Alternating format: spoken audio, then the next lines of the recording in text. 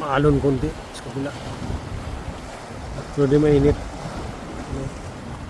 Maganda mag-relax talaga dito.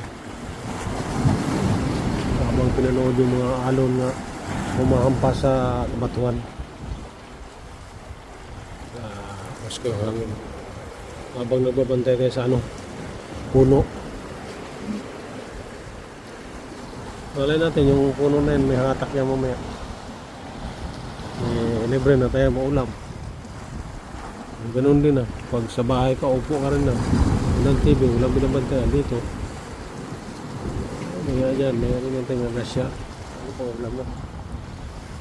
Pulutan pa.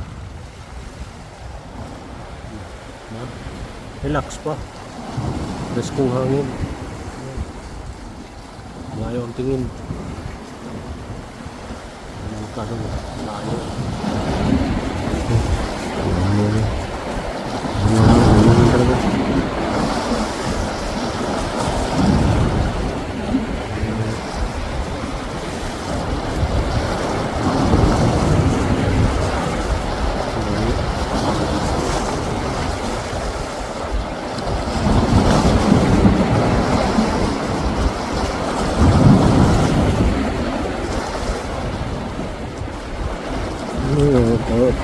Talaga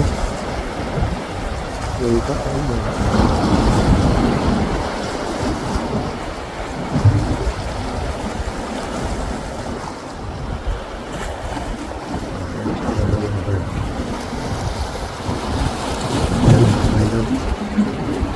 ay tama na din.